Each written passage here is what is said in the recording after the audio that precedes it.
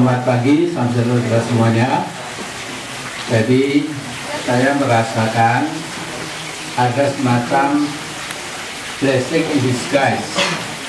Jadi berkah tersembunyi karena saya dapat mengungkapkan pikiran saya secara lebih utuh mengenai rame-rame kemarin di mana PAN sudah press conference dengan Pak Presiden, Pak Jokowi. Kemudian rasa-rasanya sudah ditebak akan ada reshuffle lanjutan dan kemungkinan besar PAN akan mendapatkan bagian kursi. Saya kira mesti ke sana arahnya. Kalau ke sana aneh. Nah sekarang saudara yang saya hormati, saya cintai, saya ingin memberikan pendapat saya yang utuh. Yang pendapat saya ini mungkin tidak dipahami oleh banyak kalangan, tapi yang saya yakini ini insya Allah akan saya sampaikan apa adanya. Nah, pertemuan Ketua Umum PAN dan Jokowi harus diletakkan dalam perspektif ini. Kalau pertemuan itu hanya langkah awal dari apa yang saya harapkan, yaitu memadu kekuatan politik bangsa untuk menghadapi krisis ekonomi yang sedang kita hadapi, tentu harus kita syukuri kalau memang begitu. Tetapi kalau hanya berhenti sekedar membujuk PAN masuk ke pemerintahan dengan perhitungan remeh-temeh agar jumlah kursi pemerintah di parlemen menjadi lebih besar dari oposisi dan PAN dikasih imbalan 2-3 kursi kabinet, maka hakikatnya sedang ada usaha pecah belah kekuatan politik yang mengindikasikan panggung politik lebih runyam dan gaduh. Itu sudah pasti. Jadi ini gong yang Anda tanyakan kan ini. Ya, jadi gimana Pak? Tapi saya harus ada background mengapa saya usul ya, supaya kita ini kembali menjadi bangsa yang satu. Jadi nggak terpecah-pecah, sehingga saya harapkan 9 elemen tadi itu diundang, katakanlah di Istana Bogor, baru 2-3 hari, lantas dilihat bagaimana kondisi apa adanya negeri kita ini. Kemudian kalau betul ekonomi itu mengalami risk to the bottom atau downward spiral tadi, dan akhirnya hancur.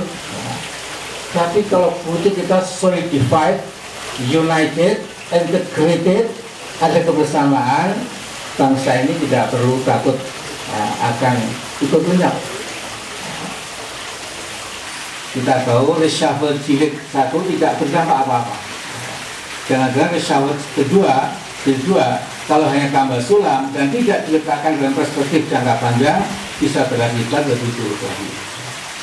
Karena itu saya cuma satu, semua elemen bangsa duduk bersama dalam suasana saling percaya dengan satu tujuan. Andai kata downward spiral ekonomi Indonesia terpaksa harus terjadi, mudah-mudahan tidak, bangunan politik nasional itu persatuan suatu bangsa tidak pernah boleh goyah. Nah, kalau yang memimpin pertemuan kebangsaan itu langsung oleh presiden dan oleh presiden, tentu tidak ada yang perlu kita curigai. Nah, sekarang datang terakhir saudara, saya tahu ya, bahwa ini Amin Rais terlalu pesimis, terlalu mengada-ada, makanya nakut-nakutin. Enggak apa-apa, itu risiko seorang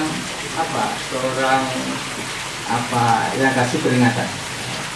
Pada saatnya yang saya khawatir, kalau ekonomi kita sudah nyungsep betul, agak gaduh, lantas ada yang usul supaya ada referendum buat ini, buat itu dan sebagainya. Jadi 3 pertanyaan perlu pada ya.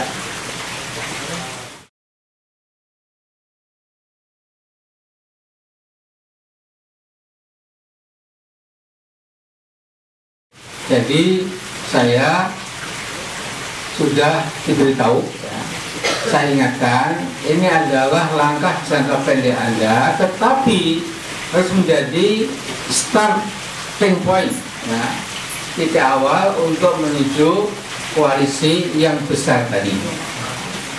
Mengapa saudara-saudaraku, ini tolong ya, saya yakin sekali kalau Pak Jokowi dengan KIH atau tambah PAN pun ya, itu memikul beban itu terlalu berat.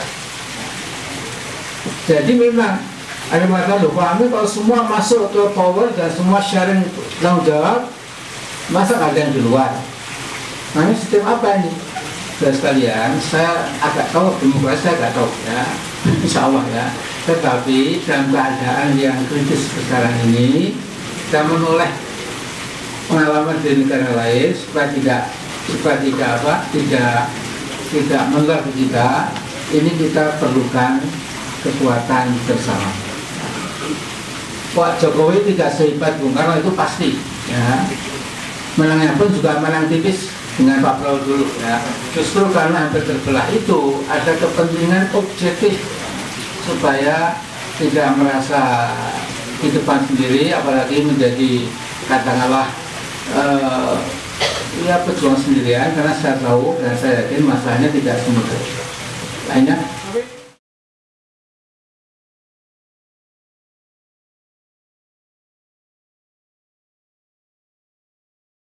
saya menyampaikan pada Mas Prabowo dan Mas Aburizal Bakri tentang ceramah saya di Kahmi bulan Ramadan dan juga saya ceramahkan di berbagai kampus.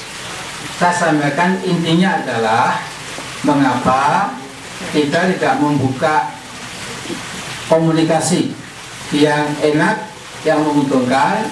Yang intinya adalah Pak Jokowi, ini kan suasana ekonomi makin berat dan sepertinya ada terasa ya, bahwa tangan-tangan luar itu sedang mengacak-acak hidup yang kita cintai ini ya. Saya katakan cobalah kalau Anda bisa akses ke pemerintah, maka ajak, mari kita sharing of power dan sharing of responsibility.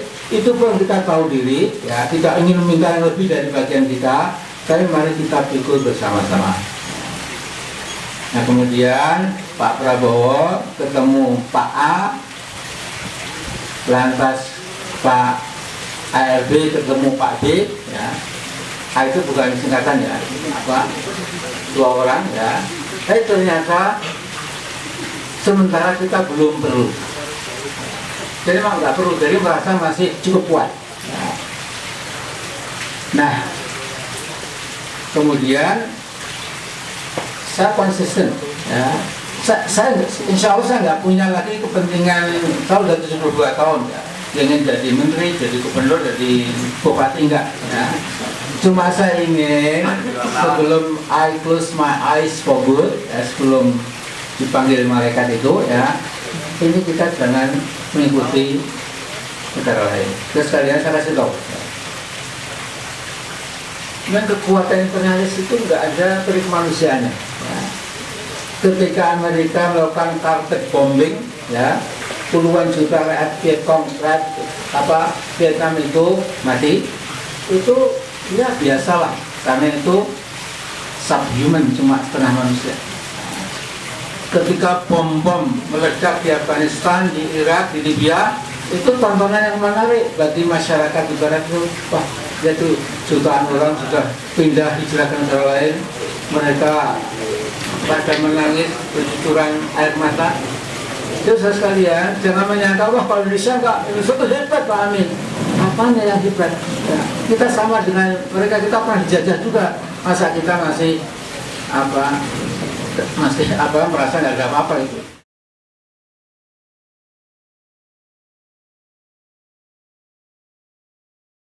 Jadi Selasa malam Pak Zul ada ulang tahun di tempat perumahan resmi itu, mana di Jakarta ya. Di situ teman-teman berkumpul.